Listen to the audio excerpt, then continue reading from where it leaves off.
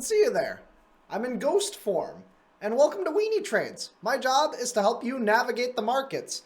And in today's video, I'm going to be going over the SPY, I'm going to be going over Netflix earnings, Peloton's clappage, and then I'm going to be going over technicals for SoFi. Stay tuned till the end of the video, and I'm going to be offering 2 potential trade ideas or trade setups for the upcoming future.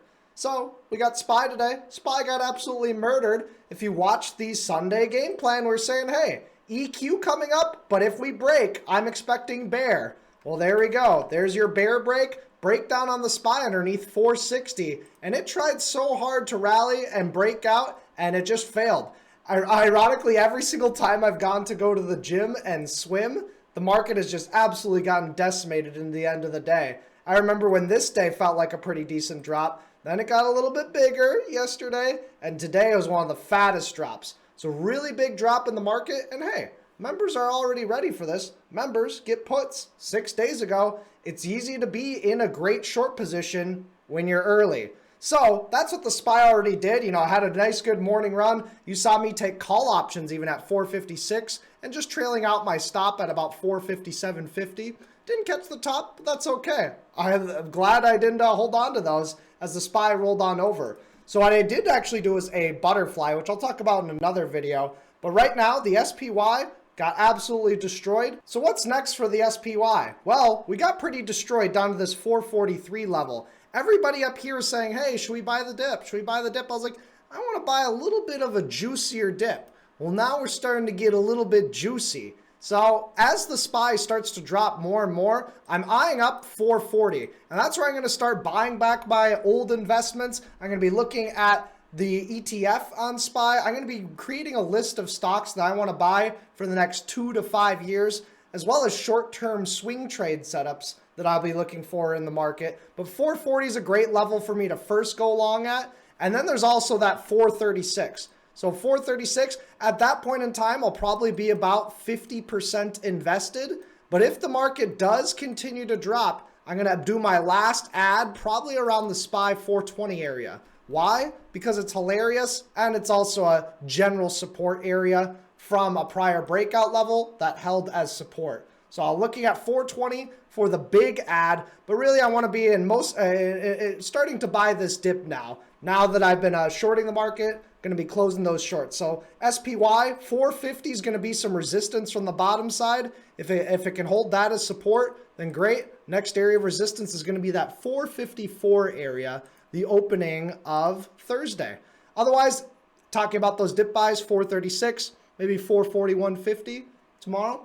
So that's the SPY. Let's talk about Netflix. So Netflix had earnings, and apparently they tried to do their $2 price tag raise. And, you know, it's pretty funny. We were talking about this in the Discord. And Netflix, $2 rate hikes, Netflix is going to have to triple its price if it wants to recover from this. This is a massive drop, ladies and gentlemen. Absolutely monstrous drop. You know, the expected move for Netflix was about $37. That means market makers are saying, yeah, Netflix, you're going to drop a little bit, you're going to go up a little bit. That represents this right over here. Every dollar past this move is where puts pay.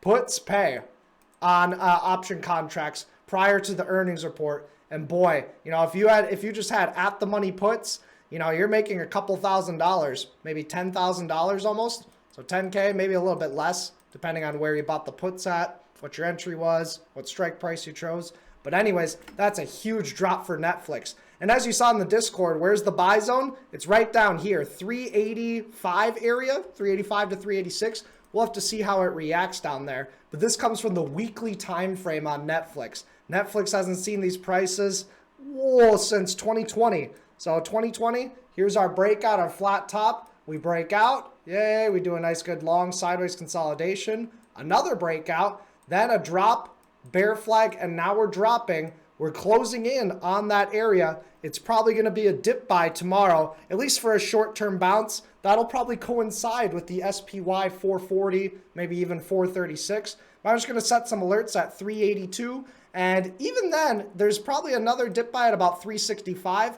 I'm not saying to buy the dip on Netflix and then ride it through all-time highs and forever, but there could just be a little intraday short-term bounce. Netflix, I don't think it has a wide enough moat.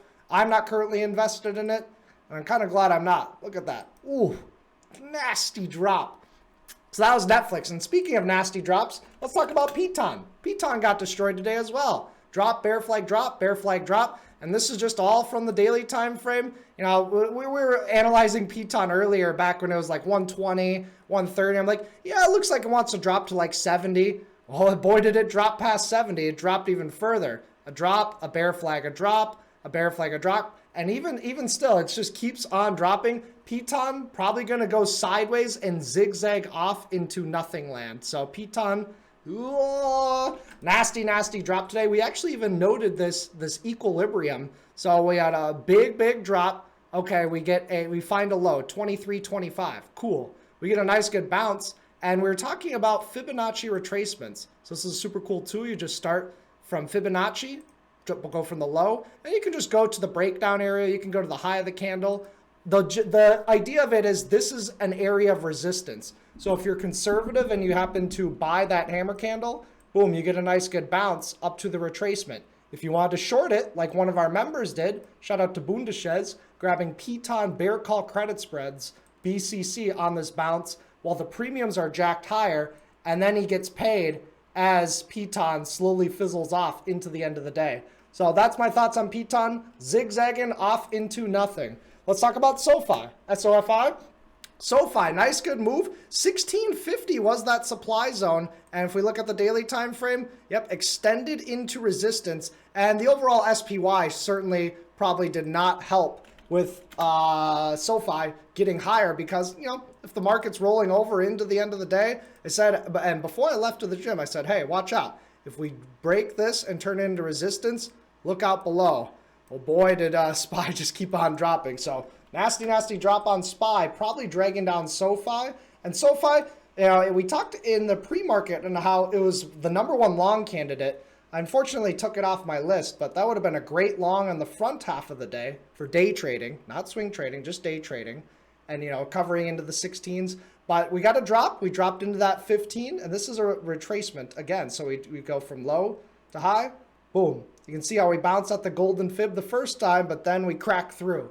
So SoFi, it's going to follow the broad market, but as long as it's above 1450, we might gravitate upwards and start to go to that 1550 breakdown area, but that would be resistance.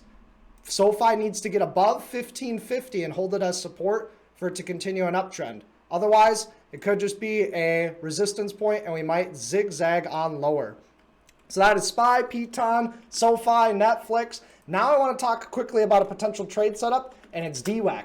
DWAC over here. So DWAC is a trade of extended into resistance. This is kind of the resistance zone over here. That's just it's just where we really start. We opened up DWAC at 93. We ran up to 175, came crashing back down, zigzagged off into nothing. Now the second pump usually puts in a lower high, and I do think that this is the lower high on DWAC.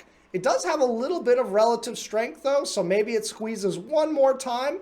In that case, you would probably want to do long duration bear call credit spreads or even put spreads on DWAC. You can see my position right over here. This expires tomorrow, 84 by 80 put vertical. Nice and conservative, 1-to-1 risk to reward, but the options chain is pricing in that DWAC gets absolutely smacked. So there's a potential trade idea.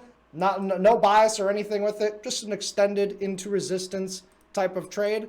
And the option chain is saying we're probably going to sell off and probably come down to 73, maybe even a little bit lower down to 61 over the next few weeks and or months.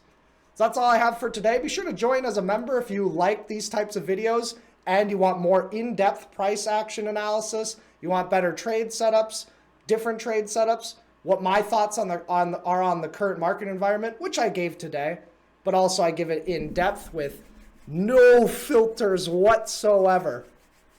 So thanks for tuning in. See ya.